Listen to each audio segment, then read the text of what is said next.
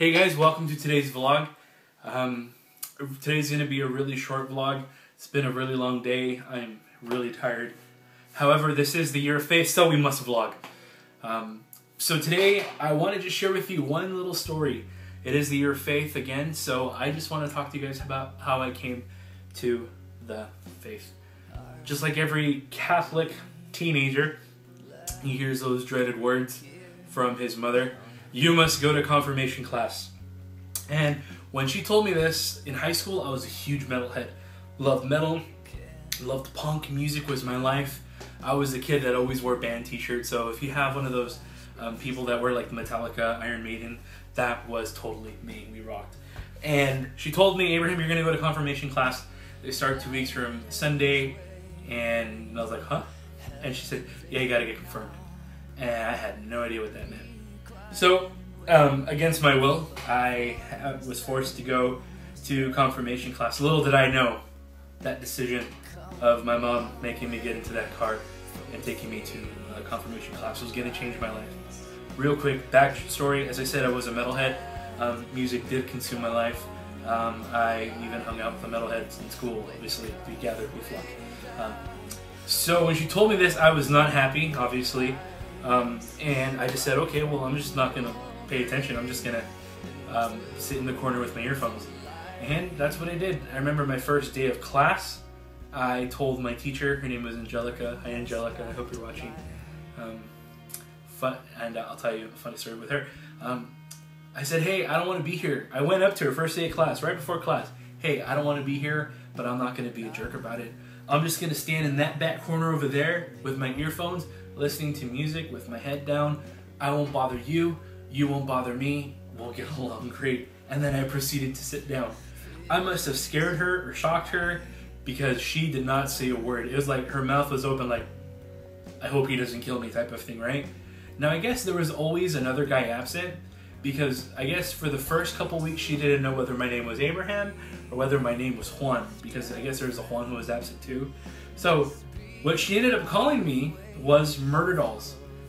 Back in high school, my favorite band was the Murder Dolls, and that was the shirt that I would always wear to confirmation class. Sometimes I wear a Marilyn Manson t-shirt. And not just to confirmation class, but to mass before. I would be the person that rocked the Marilyn Manson t-shirt. The priest would look at my shirt, look at me, and like, you know, oh dear God, pray for his soul. And that was my confirmation for the first couple of weeks. Just, you know, going to mass and then making sure I turned in my mass card, and basically it was an hour and a half of listening to some music. So if there was a new CD that came out that week, I knew when the perfect time was. I was gonna listen to it during confirmation class. Now, one week, a travesty happened. At least that's what I thought. One week, something that I forgot would change my life. I forgot my earphones. And my earphones were two pieces. It was the ear pods that you listen to, but then it was also the mic, so you can control the CD player, because we had CD players back in the day, not iPods.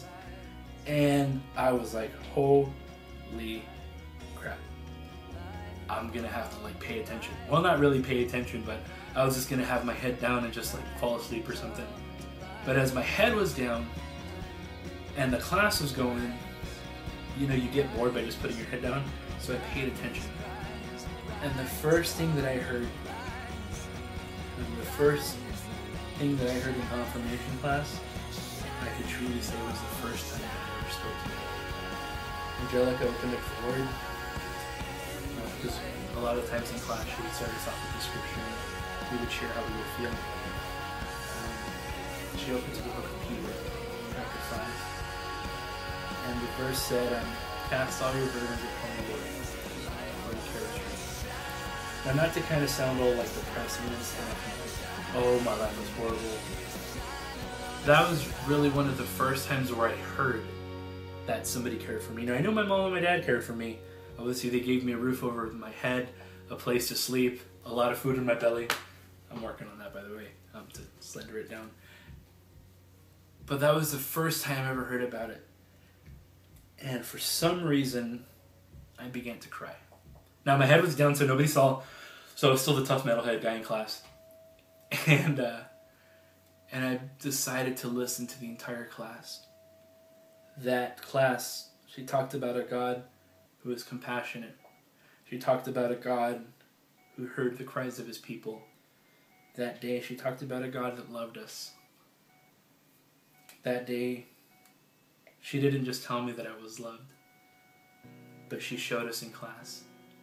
She told us about this Jesus coming down and dying for our sins. She told us about this Jesus that died on the cross. And it was such a personal thing that if we were the only person there on earth, he would have done the same thing. She talked about a God who would have rather come to earth and die a really, really horrible death. A God that would do that in the hopes that he could spend, or that I could spend heaven with him. I remember at the end of that class, I went up to Angelica, and she was scared, obviously, so that was really funny, but it's funny now, not then. And I said, Angelica, is all that true? And I could see the heart drop in her chest, because I think I was the person that she prayed for a lot for that class. And she said, yeah, it's true. I never brought my earphones back to class. I later on decided to join the youth group there at my church. A couple weeks later, I was the youth group president. Really funny how that works out, right? And went on a retreat. I heard this guy speak. I've mentioned him before in previous vlogs. And my life was forever changed. So that's my vlog for today. That's it. Yeah.